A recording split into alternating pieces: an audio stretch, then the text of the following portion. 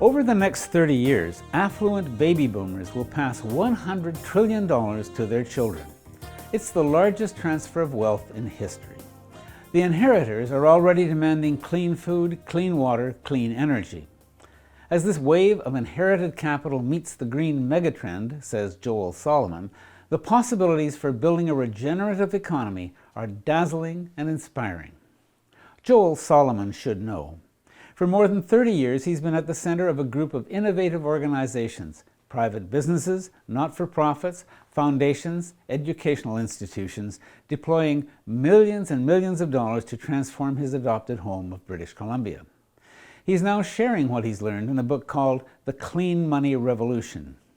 Clean money, he says, is money aligned with a purpose beyond self-interest, money that makes the world better, money that builds true security, long-term, safe, fair, resilient.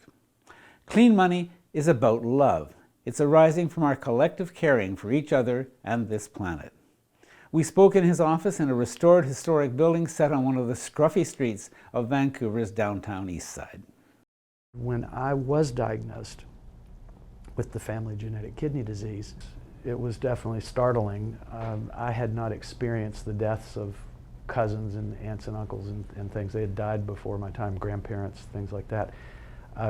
But when I was diagnosed and they said you could live a long time or you could live 2 years and there's nothing you can really do about it, that shook me up a lot. And it caused me, ultimately, I didn't really realize this at the beginning of what I was out doing, but I spent a lot of time searching for what's the meaning and purpose of my life. If it is going to end, and it might end soon, what do I want to have accomplished or what matters to me? So it really did send me on probably the most important journey of my life. Which at the time was quite a physical journey. I mean, you're from Tennessee to the northwestern United States and ultimately up to Cortez Island, which again becomes a theme in your life. Yes. Yeah. Well, the seek and search mandate is also fun. And so it kind of busted me out of the family context in which I was expected, at least by the male lineage, to go into the shopping mall development business that my father had done. I grew up in the 60s.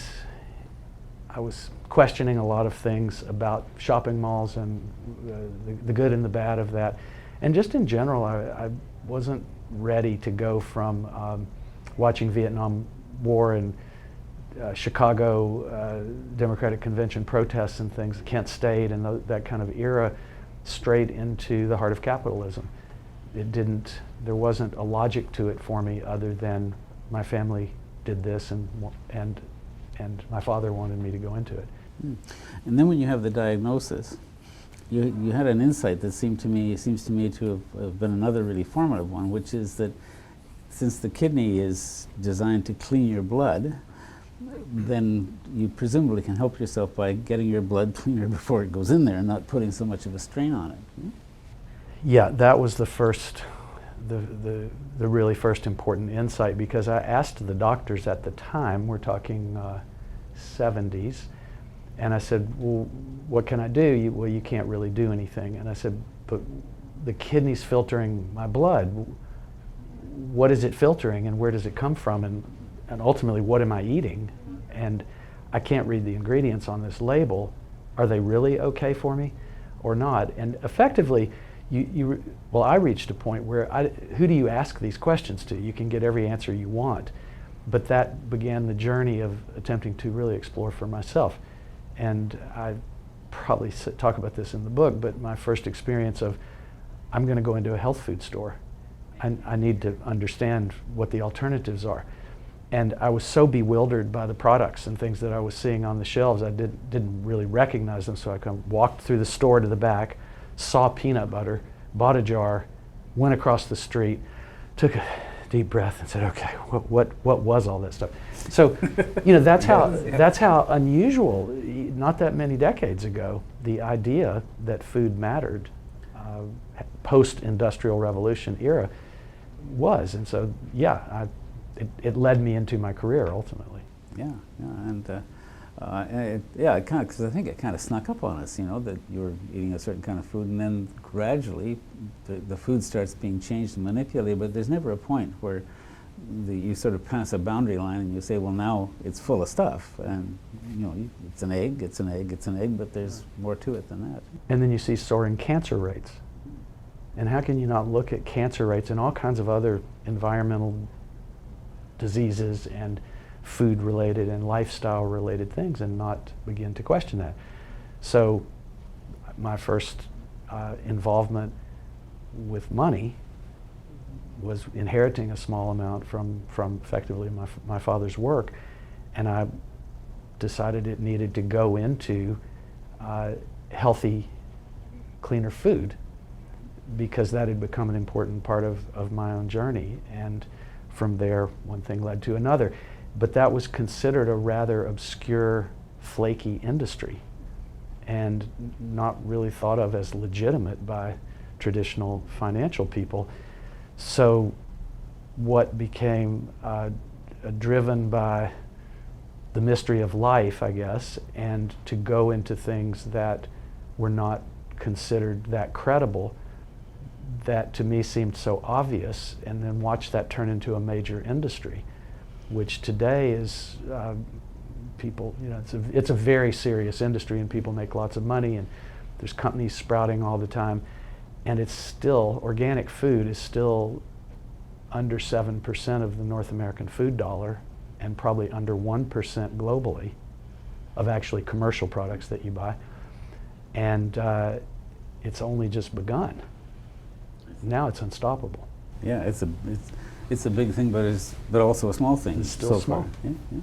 You said something interesting about that in the book. You said made an interesting comment about when you received that inheritance. You said money scared me, which in retrospect, given where you fetched up, is kind of remarkable. But why did it scare you, and how did you get past that? I mentioned growing up in the 60s and watching things like Vietnam War and reading analysis of, well, why did wars happen? Was it really to protect democracy, or was it to protect capitalism? Was it to protect corporate interests and oil interests and things like that? And so as an early, I guess I could say student, but curious about the world that I was born into and what mattered, when I got some money, it was like, well, where did it come from? What did it really do? What am I supposed to do with it? Will it taint me? You know, should I be scared of it? And I think I was at the time I was probably just scared of the responsibility and scared of some of the ethical and moral questions, and that's where a big journey began. Well, one of the people that you interview, and I forgot now which one it is, but one of them comments that the people are in general scared of money, that they don't want to think about it, that they have their savings and they kind of want to get it out to somebody to take care of it, and don't trouble me except to tell me that it grew a little bit. Right? Well, now we've moved into towards the deeper issue, which is we live in a world in which we need money. I mean, there are ways around that, but someone else, you can be a monk, but somebody's building the monastery, and people are giving you food that had to get created somewhere, and et cetera. So we now live in a human reality in which money is a dominant force, and you need it for shelter and food and all kinds of transactions. Yet there's not that. I don't think it's clear to most people where it really comes from and what it is. We just know that we need it, and because for the many of us who have fears about what's our security going to be, how am I going to take care of my family, then we end up settling in around one relationship to money, which is I'd like more of it. But most of us don't know what we're many people do not know what we're supposed to do with money. Well, I put it in the bank. What does the bank do with it? I'm supposed to buy some retirement funds, so I end up owning some stocks in multinational corporations. What's my relationship to what those companies do? So there are many aspects about money just on you might say, the well, I'd like to call it a spiritual level, but just what is it? And then there's the fear of losing your money, and the fear that you won't have enough. That you'll get old, or you'll have a health crisis, or your kid wants to make a better life, and those kinds of things. So there's a vast amount of material that we're not taught much about, and what we're taught is fairly constrained, and then we feel a bit helpless and therefore insecure, and so there's a whole cycle that can disempower us as humans, or we can become captive to it. So we then design ourselves to be successful around money and make more and more of it. We don't answer the question of how much do I need, and nor do we answer, well, what am I supposed to do if I have too much of it, and many topics that way. And then a third area is I don't understand how it all works. So I've got, let's say a parent dies, and they owned a home in a city that was growing and was successful, and all of a sudden they've got a home worth $1 million. Kids inherit some money, and what is this world that I'm moving into with the kind of ministers of wealth, the wealth managers? They make me feel a little stupid. I don't understand the terms they're using. I don't understand what this is. So just take my money and make me more money, and don't make me think about it too much. That's pretty disempowering. It is. Which takes us back to that first small inheritance of yours, because you went through exactly that process, right? And one of the things that you invested in was what is now Hollyhock, was then Hollyhock, I guess, right? Yeah. But tell me a little bit about Hollyhock. Well, in my seeking and searching about the meaning and purpose of life, I went on a journey. And an important step that I landed on was ending up in a unusual gardening school in Northern California. I had gone through the thought process of, okay, shopping malls and wealth and money, and become a business person. And in order to ground myself, I started thinking about, where does this all come from? Well, it comes from land and people. And land as the base of life, being able to exist and carry forward. I got curious about just the most basic aspects. Well, you can buy food, you can grow food. How does food grow? What do you need to know about nature and that kind of thing? So I had to go very basic to rebuild a framework for me to try to think about things. And so in that search, I got trained as a gardener. I met some people who were involved with the launch of an intentional community on Cortez Island, up the coast from Vancouver. And they invited myself and some of the garden class that I was in to come up and check out the scene and consider growing food for the community. So, keeping this story a bit shorter, I eventually accepted the invitation, and I traveled up to Cortez Island, and I really fell in love with the natural world there, the culture, and the ways that I was able to, I guess, go through a re-education for myself, starting with how to grow food and how to make healthy soil, and all of those interconnections, which began to give me a grounding.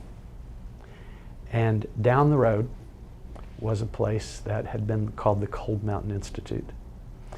Cold Mountain, I don't know if people will know what all these places are, but a brother-in-law of a founder of Esalen Institute on the Big Sur coast of Northern California, which is often credited with bringing modern psychological and emotional and personal development work to the United States.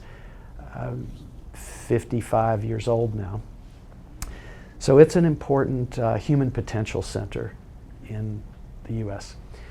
And someone that was a brother-in-law of one of the founders wanted to do a deeper body of work where it would have people for 3 months and 9 months and really unwind the modern psyche and go back to basics and then rebuild a conscious human being, is my simple way of describing it.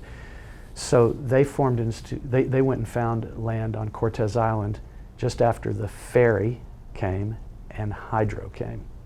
So it went from a very, very remote and isolated place to the beginnings of accessibility. And they found an old farmstead, which they bought and held these longer programs. He died after about 12 years, and the place kind of dissembled at that point. And his name was Richard Weaver, and Jean Weaver, his widow, put the property for sale. And another group, which had started in Vancouver around the founding of Greenpeace, friends from there who had also intersected through the journalism career of Rex Weiler, who had been the photographer on the Greenpeace ships and expeditions, had gone to work at New Age Journal magazine. We don't use that term so much anymore about the New Age, but this was basically the human potential movement emerging in North America by now, and was writing articles about the great teachers of the times and the new thinking and that kind of thing. So a combination of environmental activists and human potential, you could say activists or promulgators, came together around figuring out how to purchase this beautiful and special piece of land on the southeast corner of Cortez Island. And they called all their friends and they said, can you chip in a little, can you chip in a little? And a group got together, made the down payment. And because it had been built as an educational retreat center, and they had connections into the world of human potential, they decided that the way they would figure out how to make it here and have work, and good work that was, let's say, certainly less extractive, if not non-extractive, relative to the other job creation things in rural British Columbia, they started Hollyhock. So I was there as a volunteer in the garden and in the kitchen at the founding. And what was important for me to tie this story all back together was seek and search, the journey, land, meeting people who had led extraordinary lives and taken on impossible kinds of visions like Greenpeace and starting a human potential movement, became mentors for me in rebuilding a narrative or a point of view about meaning and purpose and it gave me really the empowerment to think, it might take me a while, but I actually can create myself in a unique way. I don't have to fit into existing boxes. And effectively at the knees of these mentors and then the teachers that came through, one thing after another added to my next level of education and got me here sitting with you today. That's huge, right? That's huge. It was huge. And you really are, as you said, reinventing yourself and reinventing or discovering your purposes in the world. Yeah. And obviously, we're born into different circumstances. I was born to a family that had scratched itself up from immigrant to successful entrepreneurs. My father's family had first gone into the movie theater business in Chattanooga, Tennessee, in the 50s. And they had a drive-in movie theater that blew down in a tornado.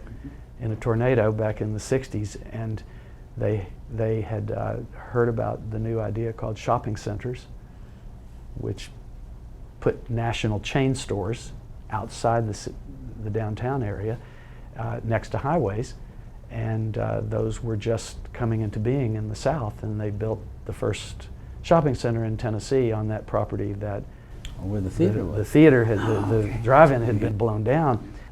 It wasn't me, and so I found some new pathways to start to think about my life, and I had the health situation and soil and clean food, and so I inherited that money, and half of it I put in Hollyhock as the first partner investor after the original group, and the other half I contacted a peace activist friend of mine that I'd gotten to know in New England, who had a loan fund that he put together to help low-income people buy their apartment buildings or trailer parks, so they would also own.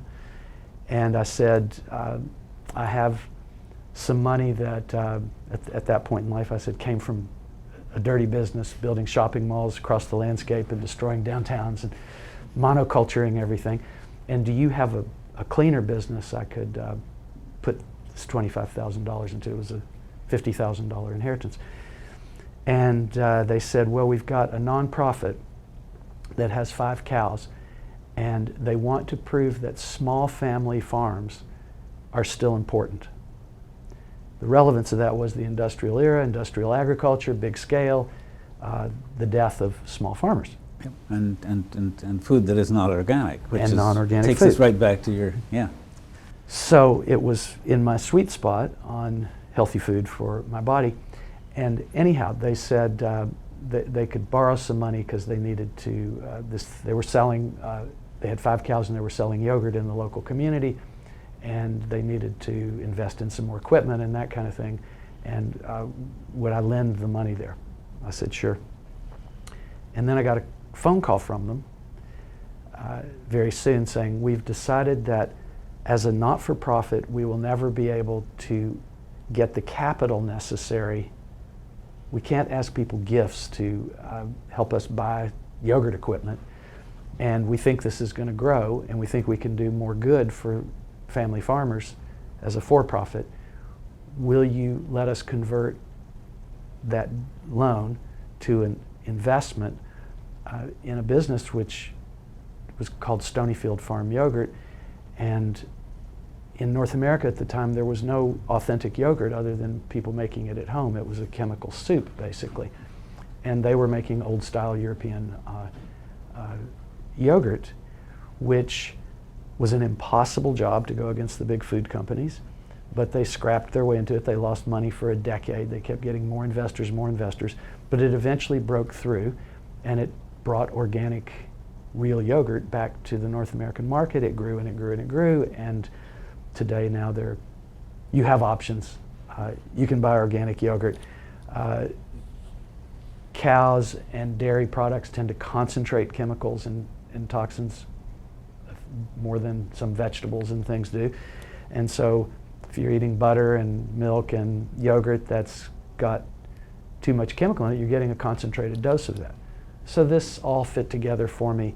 Stonyfield became a highly successful company, and my first investment, which was very lucky, it didn't have to do with financial astuteness, but turned into a very successful one. And well, and that's a fascinating story too, because I think I had a note about that actually, that Gary Hirschfield, who was your contact there, yes, at one point decided, well, we have to become Kraft, and in order to make the kind of impact that we want to make, and eventually winds up getting some product from Kraft that prides itself on being organic and says, hey, wait a minute, Kraft has become us, which is it's a kind of a lovely closing of the circle. But there's another one there that I saw in your book too, Ben and Jerry. Ben and Jerry's goes through a similar evolution, very successful, sold out to Unilever. Unilever is now headed by Paul Poulsen. Poulsen's part of the B team. The B team is trying to be more sensitive capitalists, and they're trying for the same kind of revolution you're working at. So in a curious sense, Unilever becomes Ben and Jerry's, right? well, this is the interesting thing. There was a big divide, as happens in churches and politics and all kinds of things. And the divide in the movement that I ended up becoming part of, which was the organic food companies and how do you do cleaner, better businesses, had 2 main belief systems. One was never sell to the big guys. And you use the term sold out, and which can mean 2 things. But don't sell out to the big guys. Yeah, I didn't mean it in that sense. I know, yeah. But that was the kind of, the one side was like, you can't, we have to stay small, we have to stay real. And the other side was, Gary Hirschberg's, that he was a very vocal spokesperson for, was if we can't get Walmart and Safeway and the groceries to sell organic food, and it's just a super elite product for the intelligentsia and the privileged, we're helping, but we're not helping nearly enough, and the scale is so important, and we have to do more than that. So he was willing to be on that side that gets a lot of critique from purists, that yes, he wanted to sell the company to a major food company. So Ben & Jerry's was really the first notable story of very alternative entrepreneurs who were peace activists and used their ice cream containers to pitch all kinds of political issues and things like that. When they sold to Unilever, there was a lot of debate and unsettledness about this. Renewal was an early investor in a company called Seventh Generation, which was committed to taking toxics out of the household and things that touched your skin, like toilet paper and tissues and that sort of thing. And they struggled long and hard, just like Stonyfield and Ben & Jerry's did. They recently sold to Unilever. And we had been an investor in Seventh Generation for probably 20 years. And they sold for a lot of money, and that was highly successful. So Unilever announced, as they brought in Seventh Generation, that they were now going to commit to move their whole empire towards cleaner, non-toxic, and more organic, and that the team from Seventh Generation would help drive that. And so yes, Unilever and big food in general is facing now, 30 years later, an unstoppable trend. Younger people than you and me want to know what a lot of them do, growing numbers of them want to know what's in their food, what do they buy, what's in their household, who are the companies behind this, and they want transparency, and they want to know what their effect is around the world. So one by one, big food not only is starting to shrink in their growth and sometimes lose market share, but they're being outrun by these newer, younger, innovative companies that are more and more top to bottom being aware and sensitive to where their products come from, how workers are treated, what toxics are released in the atmosphere, and that sort of thing. And so big food is not only buying the innovators, but now the innovators are getting strong enough that they may not want to sell to big food, and big food is coming up with new methods to be more of a partner in these early stage companies rather than try to own them and dominate them. Oh, I didn't know that last part of it. Yeah. Okay. So just today, another company we're invested in that's very focused on probiotics and organic sauerkraut and everything to do with fermentation and probiotics, which is the gut health bacteria. There is General Mills, the cereal people, have started a subsidiary that will make minority investments in these newer companies without the right to buy them, which that's the innovative edge, because the new entrepreneurs don't trust the big companies as much. But this is the way that they're beginning one by one to join the revolution and learn from and with it and try to be good partners, because they now know the writing on the wall. We have to have cleaner food. Isn't that fascinating? So how do you see that let's suppose that they've taken a minority stake in little company A. When little company A gets to be a much bigger company A, how does that relationship, like, I can see them wanting a foothold in there, I can see them wanting to know what's going on, but then as you start to grow, then what happens? What they say is, we hope to prove that we're a trustable, reliable partner. So when the time comes that you want to sell, we'll have a good relationship and you'll choose to go with us. But it's not a requirement, there's nothing contractual about it. That's the key difference. So basically they're buying credibility, right? They're investing in their credibility, Yeah. and they're learning, and they're changing. And back to Gary's original statement about if Walmart can't have, Walmart's the biggest seller of organic food in the world now. Is that right? And they decided some years ago that it was an unstoppable trend, and they started investing and driving down prices and all the, it's a complicated situation, but so that's another data point that Walmart, you can cuss them, or you can look in the long view and say we need people to have access to organic food. The debate gets much more complex than that, but for purposes of this conversation, it's too simple. Well, I think it does, because I think we follow a number of stories that had to do with where Walmart kind of wove in and out of it. But people make the point that if you can get Walmart to improve the quality of the light bulbs that they use, you've done something huge. And so how can you not be interested in that? There are people who are strident about their positions on things. That's right. That's right. Before we get too far away from your points of origin, you had a remarkable doctor named Andrew, I'm not sure if it's pronounced Weil or Weil? Weil. Weil? Tell me a little bit about what he did for you, because I thought his contribution was really astonishing. Very important for me, and I'd say very important for the, if we can use the term revolution, what's going on in healthcare as well. Because holistic healthcare, complementary medicine, does calming the mind, otherwise sometimes known as meditation, is that actually good for your health? Et cetera. Does exercise matter? Does your emotional state matter? So we went from a very reductionist, kind of industrial revolution view of health, which is you fix things, but what about wellness and well-being? So Andrew Weil was an early MD who believed in complementary medicine. And complementary medicine, in my layperson terms, would mean something like Western medicine is really good at a lot of things, but it's not thinking so much about the psychological, emotional, spiritual, relational aspects of health. The alternative health people are very good at that part.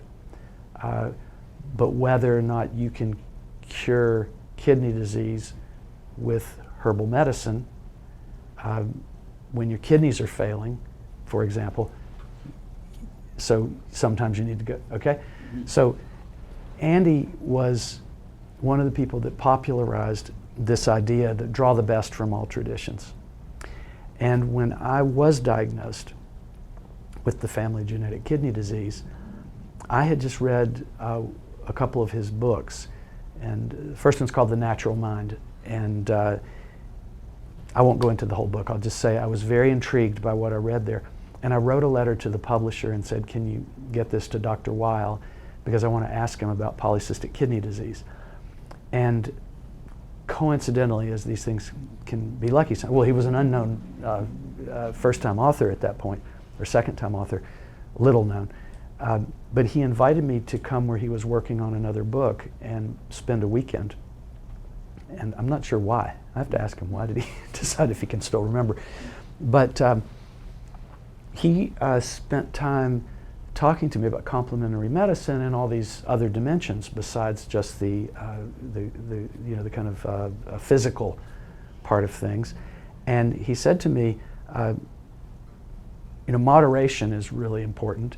And don't get too crazy about your macrobiotic diet or whatever. There's so many different things, and people are jumping on them now for miracle cures, but there's still science, and there are things that you need to know. And so check out what kinds of things work for you, make you feel good, make you feel empowered, like you're doing something for yourself.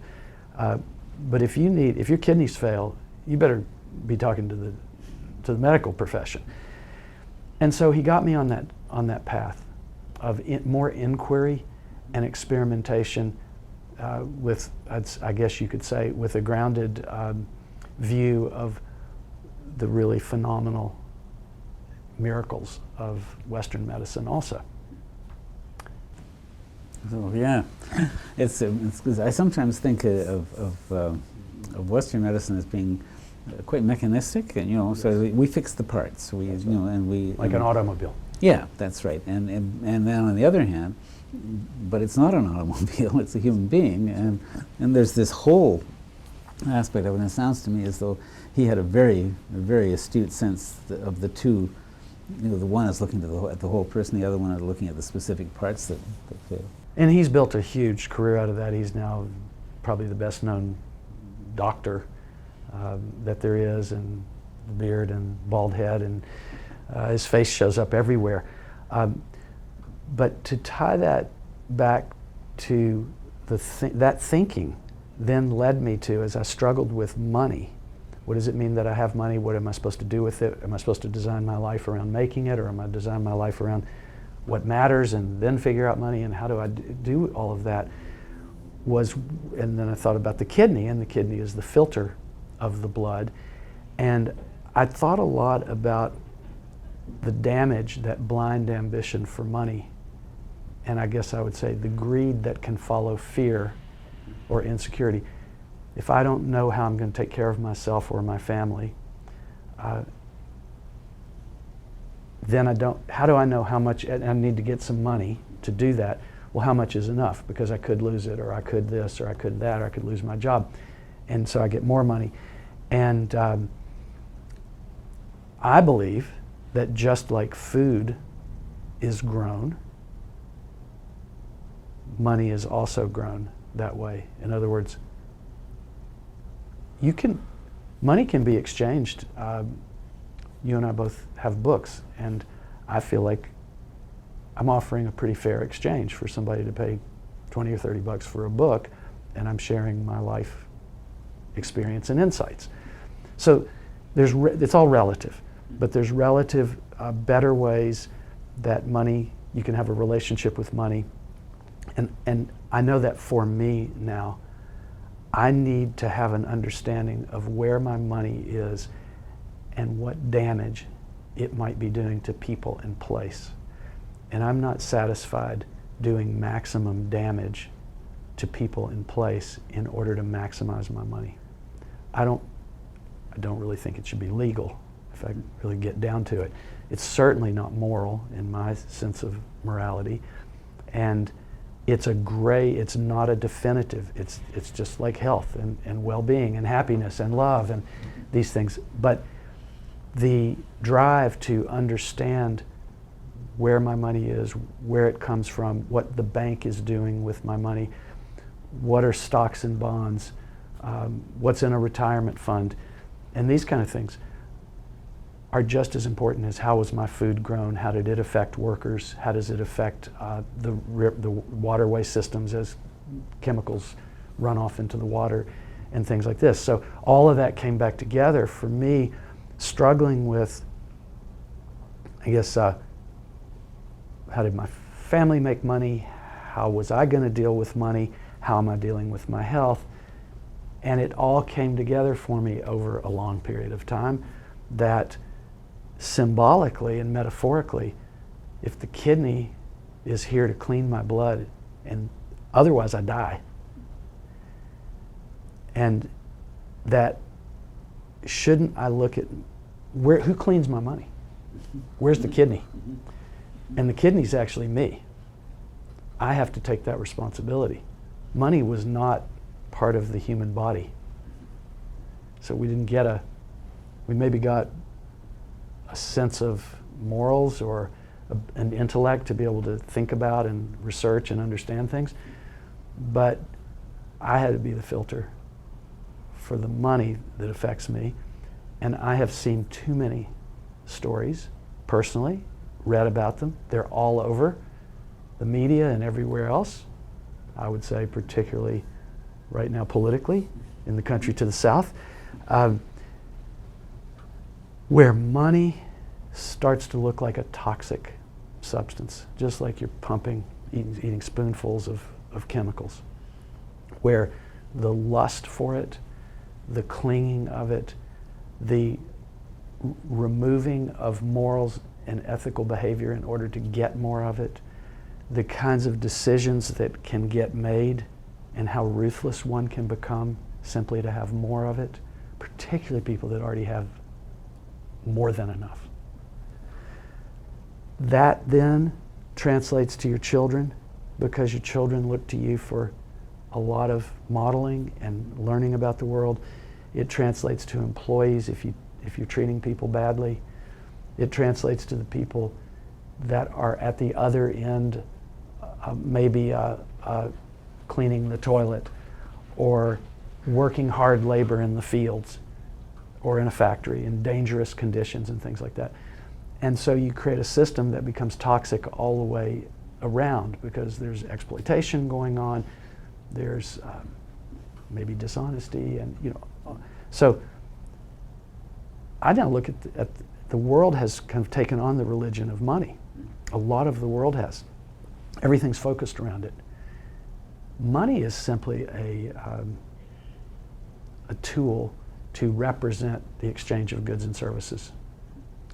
There's been marketplaces of some kind since humans came around. I will trade you a piece of this for, some copper from, and so the exchange of goods and services is a completely natural thing.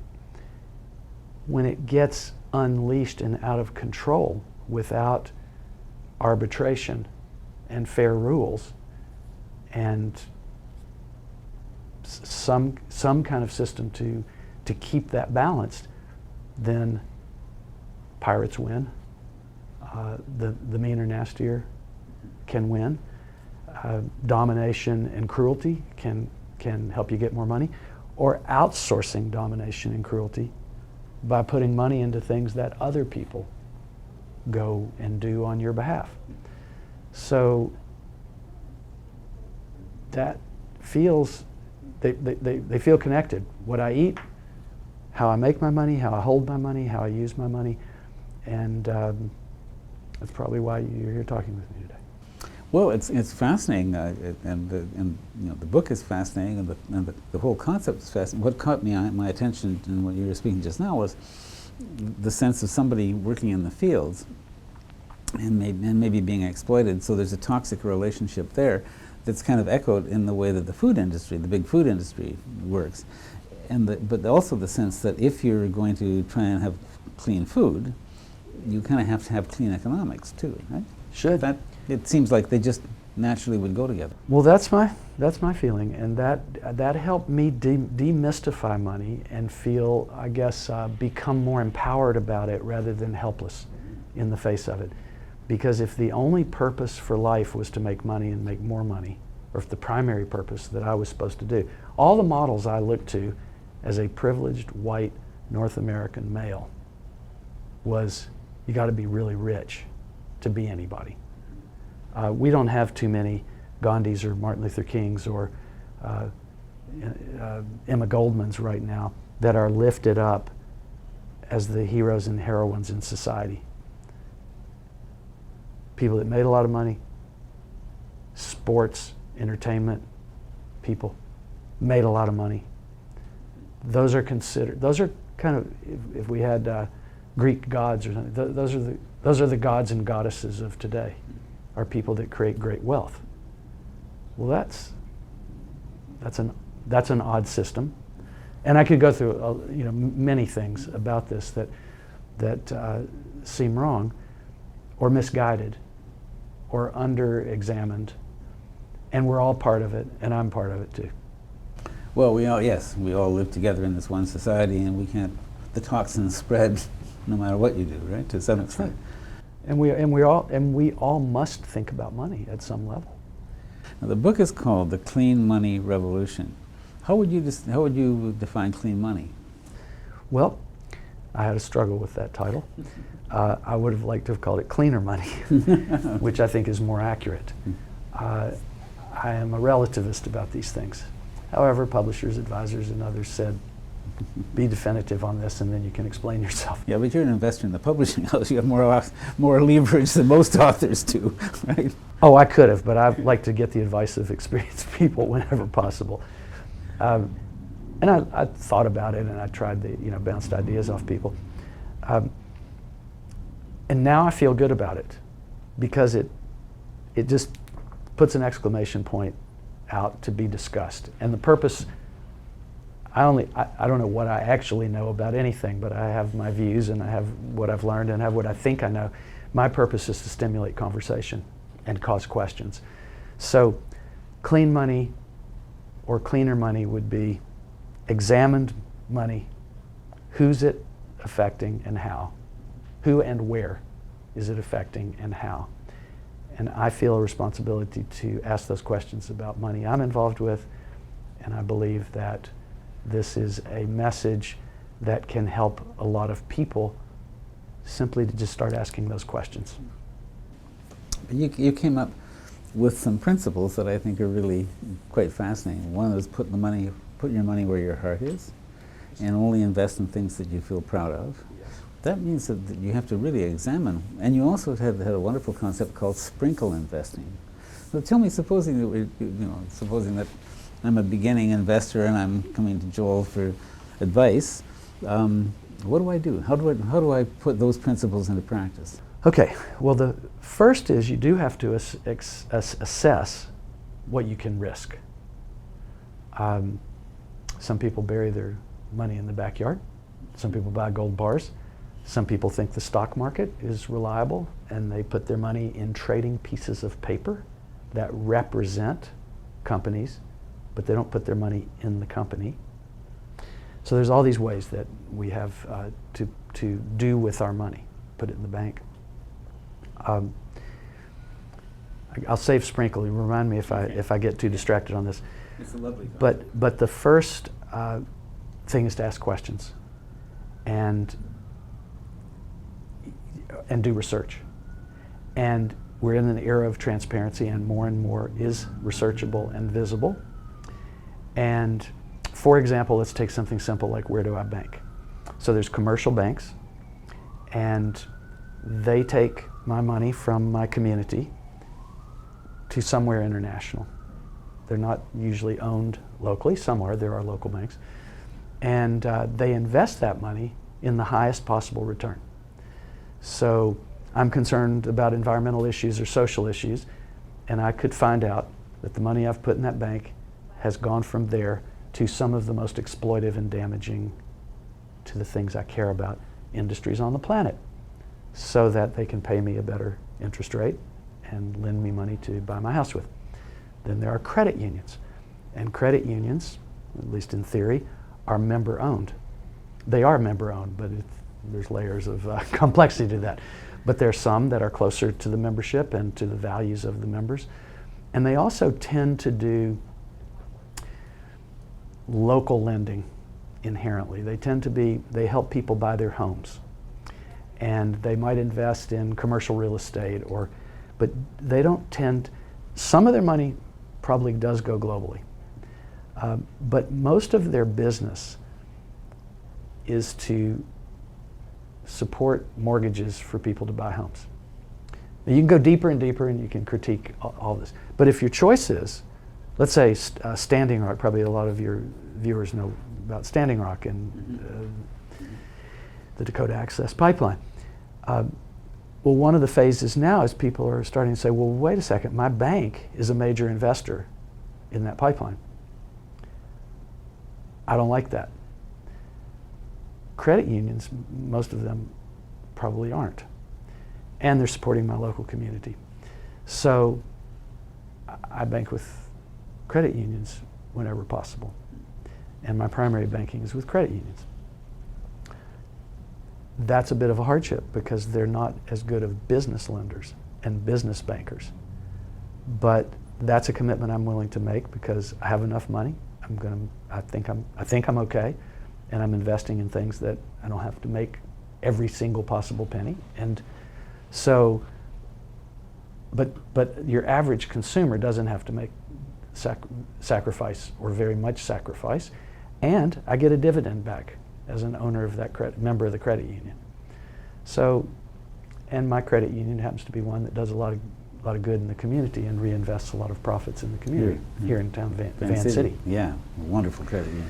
So most anybody that has a bank account probably gets to choose credit union or local bank or big national or international bank.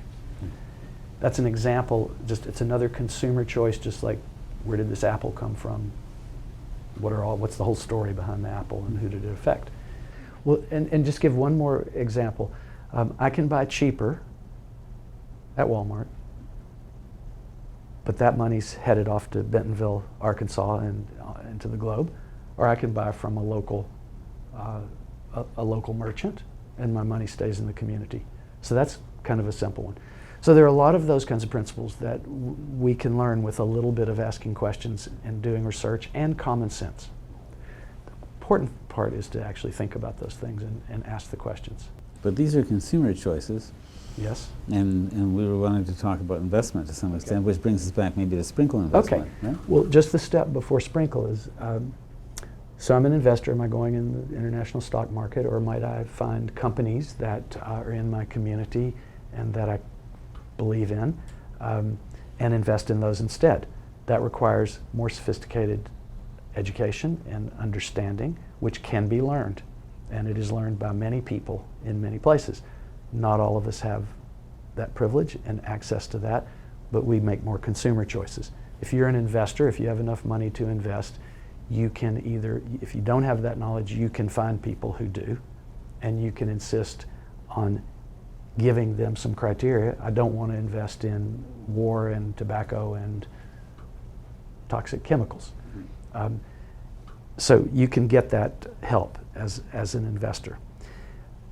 And as you get more and more sophisticated with it, not only can you choose to go towards industries and companies that are more aligned with what you care about and believe in, but it's becoming such an important trend that soon, and my prediction is that within another decade to two, that will be the majority.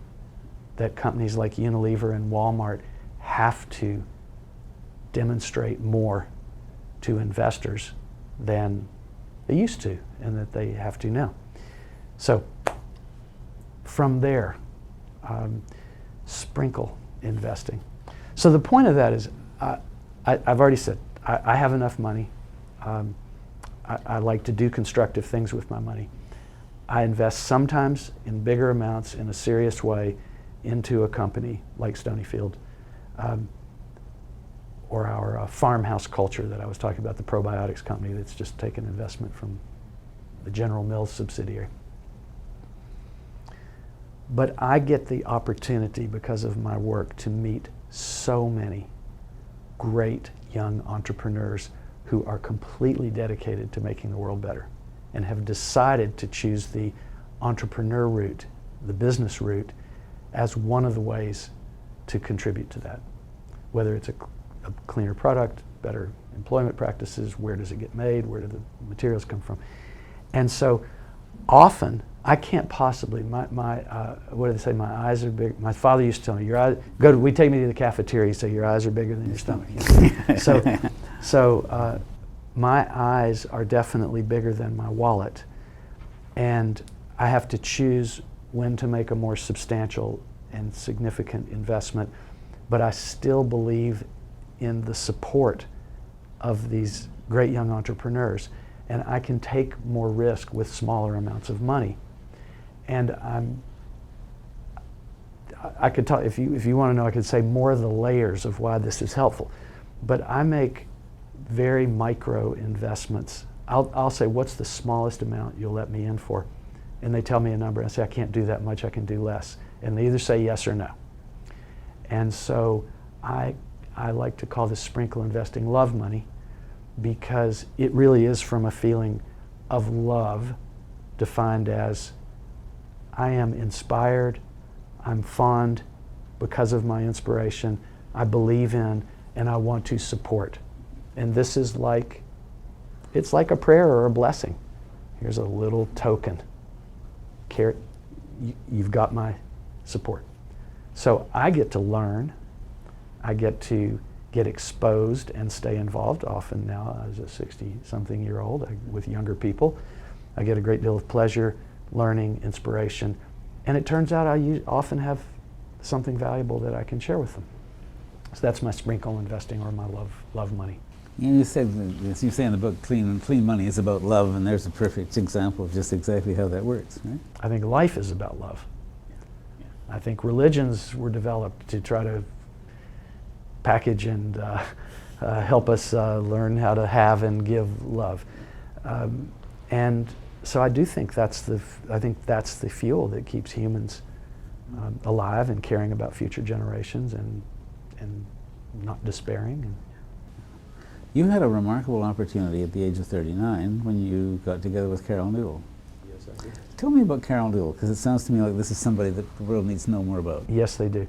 And got together means business partnership, just to be clear about that. Yes. Carol Newell inherited a great deal more money than I did. I inherited $3 million some years ago, which, if you don't have money, is a lot of money. And in these days of billionaires, it's helpful, and it makes me very affluent. But in any case, Carol inherited a lot more money than that. And Carol had the extraordinary insight that inheriting money did not necessarily confer on her the authority to keep owning all that money. That the money was, same things I've talked about already in the interview, which is the money was invested in things that she did not feel good about, that worked against her values and her morals and ethics. And she wanted to start to transfer that into things that she felt better about. From giving away money to good causes to investing in companies and businesses that were doing better. And was open to the more creative uses of money as well. So Carol and I started slowly and worked together on a couple of projects that she'd gotten involved in. And step by step, as we got to know each other and shared life perspectives, philosophy, you might say the politics of money, she got excited about hearing about the story of what I'd done with money up to that point, and wanted me to help her design, structure, strategize, and implement a program to put the majority of that money out into the world doing, I could say, good, clean, or better, cleaner things than what was going to happen by just handing it over to a wealth manager and go into the stock market. So this is an unusual choice because money tends to capture people. You don't want to let go of it, and you just want to make more. And so the fact that she was willing to be this person that had no bigger intention than that at the time, but as we went through it and she began to learn how rare it was, that she wanted to model this. Both of us sharing thoughts about too much held money can actually mess you up rather than help you. And doing good things that are meaningful and align with what you care about can actually make you healthier and make your health better and all of that. So we shared that kind of view, and were able to, I had the incredible opportunity to work with Carol for 16 years, looking at every dollar. We used to say, how many birds can be saved with $1? Where's it banked? Who do you spend it with? Who do you hire? Where do you invest it? How do you handle your relationship with those investments? What do you do if those succeed? How do you get the money back out? And then when you start to look at issues that you care about, or in our case, issues and regions that you care about, if you educate yourself and devote yourself to understanding what are the economics like in an area, we're sitting here in Vancouver, the history of Vancouver and British Columbia post-colonialism has been natural resource extraction.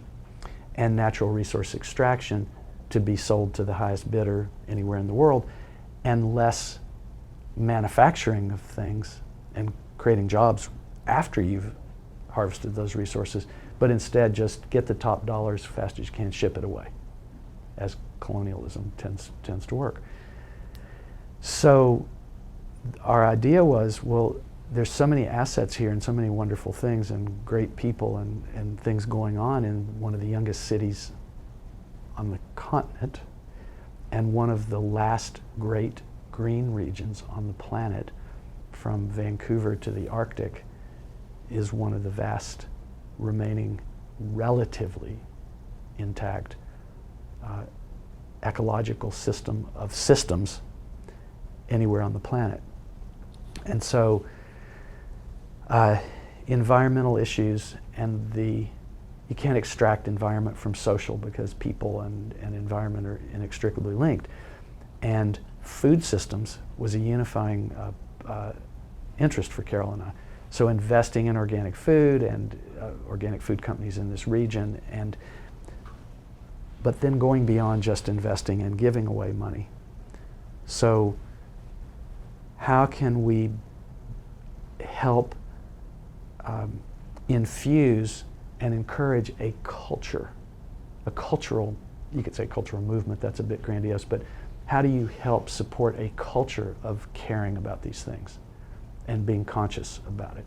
Vancouver is, as the west coast of Canada, is probably Canada's leading health, organic, green kind of consumers and people. It was already a good base, and we actually thought that by systematically making investments and creating connectivity, educational events, cross-sector and intergenerational kinds of learning.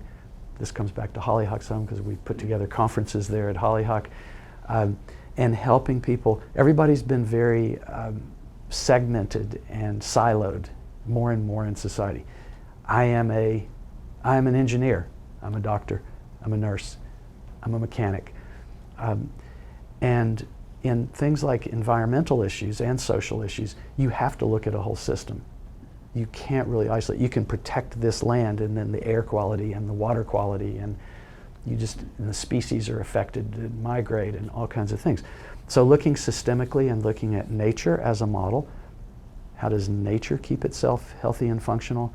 Why can't economic systems act in the same way?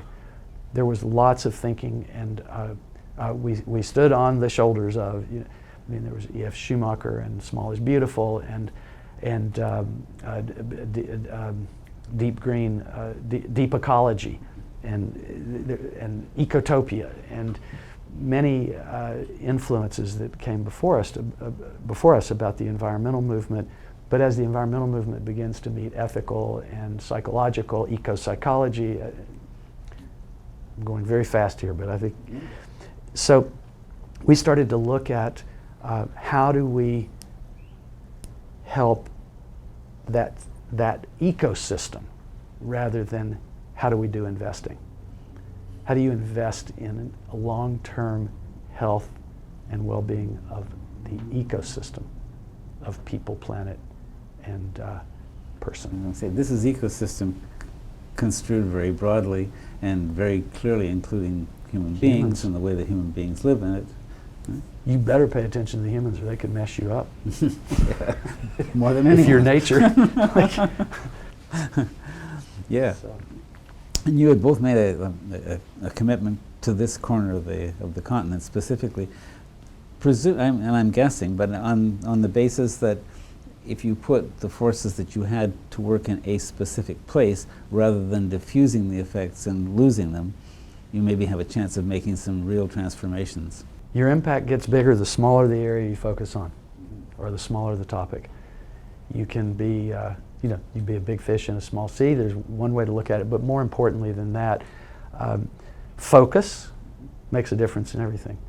I imagine if I was interviewing you, and your focus on interviewing people has probably brought you great insight, education, exposure, relationships, access to things. And joy. And joy, yeah. Joy, and feeling like you're contributing. And so my advice often to people with money who get turned on by this kind of thinking is either an issue or a region or both is a great way. Like you can get really distracted. It's like a candy store. You become a do-gooder, and there's like endless good to do. But if you focus and study and learn and get to know an ecosystem, just like a forager. Get to know the wild foods in an area and the cycles and the seasons. You know when the morels are going to show up and what kind of land, morel mushrooms.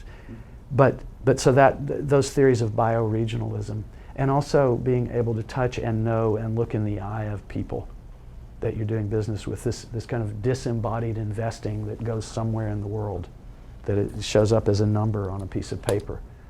The dehumanizingness of what can happen that way. So if you're going to do direct relationship with somebody, and they may be in your life not just as you come out of the ivory tower and invest in their company, but you're also part of a community and an ecosystem of people. Direct, personal, and authentic relationship around money heals a lot, or creates a lot more health than disembodied, impersonal, opaque financial relationships. Isn't it interesting how often in this conversation and in related ones we come back to this business of a holistic approach to things, a holistic approach to a community, a whole set of relationships and so forth. It's almost like there's an anti-reductionist tide running that we're both responding very warmly to. And I'm going to go a little bigger picture here in the book, where effectively what I've said is, trillions of dollars exist now. And in the US and Canada alone, actually in North America, we include Mexico in this, $50 trillion is going to be passed from people our age. I shouldn't reveal your age on camera, should I? From people our age. I'm not quite old enough to be your father, but to younger people. Yeah. And values are shifting, and information is more aware, and there's going to be a tectonic shift of how marketplaces are working. And $50 trillion over the next 3 decades is going to pass hands just through death. So there is an opportunity for we alive on the planet right now, if we can come to better consciousness about this substance called money. Look after our families, look after ourselves, take care of things. If we write the rules properly, in other words, if public policy were to align, if we think long term, if we consider requiring responsibility for the life cycle of how this thing is made, what happens when I stop using it? What obscure metals with what toxic harvesting methods in what obscure part of the planet are. So if we say people that are going to make money on manufacturing cell phones have some responsibility to where that all came from and the people, and ultimately then me as a consumer, if we take care of intelligent rules about the commons, if we have fair taxation systems, if we take care of social issues, health, education, welfare, and many other things that government, which is our closest thing to a arbiter of the commons, if we set up the right systems, if we think long term, and we get the best minds that there are to consider how we might reverse some of the trends that we've set in motion as humans, just innocently in many ways, just going about without knowing. We've created some messes. There's more than enough money on the planet to solve all of it. But it requires will and some thoughtfulness about the steps and some fair sharing of resources. And it can be done. And it needs to be done. Well, you've got a comment in the book that when the green megatrend meets the tsunami of inheritance that's about to occur, the opportunities are dazzling. That's right. And we're in that moment. And that's why I'm going to use the rest of my time here in this life to attempt to agitate, activate, intrigue, and cause these questions to be discussed and talked about, because we have a chance to save civilization, but we might lose it if we don't get serious about it. And we're going to need younger people, but we need older people, and we need everybody to figure out what our role is in it and how we can make a contribution so that we're actually being ancestors who did the right thing. I've taken almost all of the time I can have, but I just want to raise one last thing, counting what counts. Because one of the things, and you raised this here, you raised Hazel Henderson's work in the book here, but we measure things wrong, and so then we wind up doing the wrong things. Can you talk about that a little bit? Well,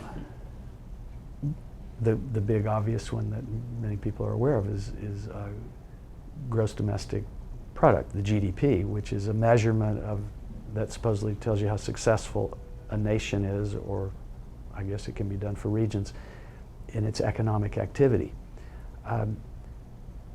Cancer and all the money that's spent on curing cancer, much of which was lifestyle created, presumably, or that's my belief, gets counted as GDP.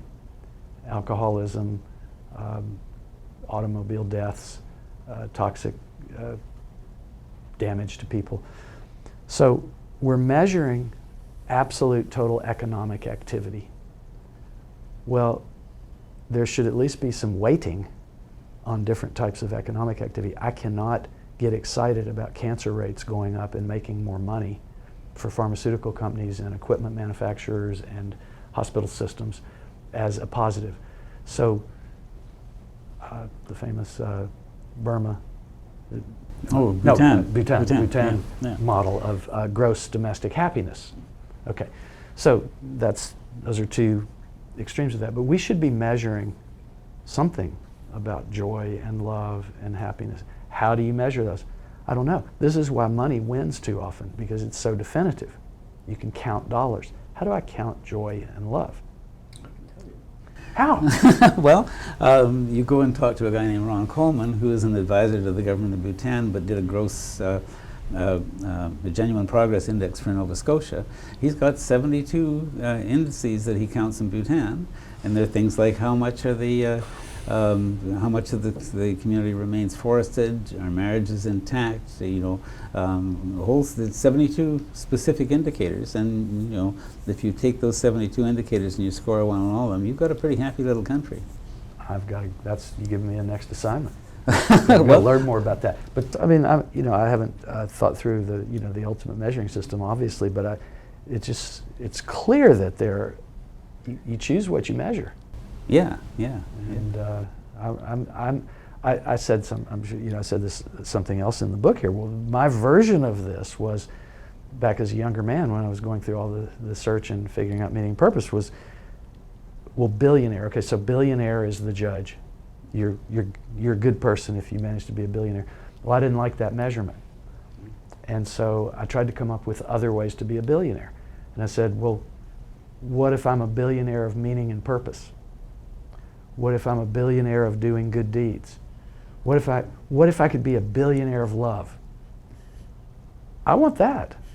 I don't care about $1 billion. I'll distribute. I'll use $1 billion really well, but I don't want to own $1 billion. I want to own $1 billion.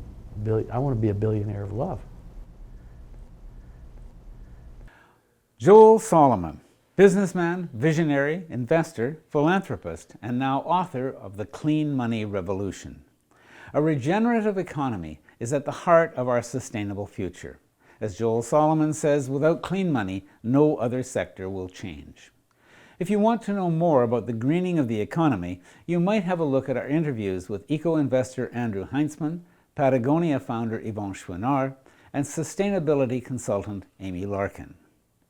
For The Green Interview, I'm Silver Donald Cameron.